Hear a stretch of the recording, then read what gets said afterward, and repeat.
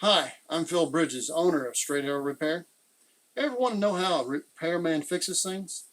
Well, come with me and I'll show you how I solve problems. Let's make things better together.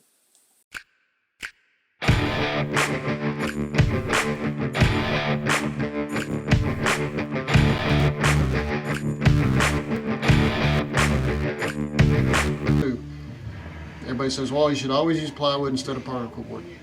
Sort of.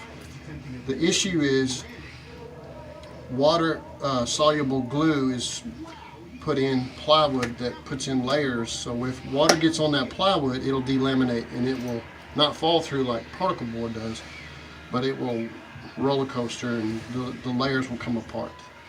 So water's a bad thing for wood.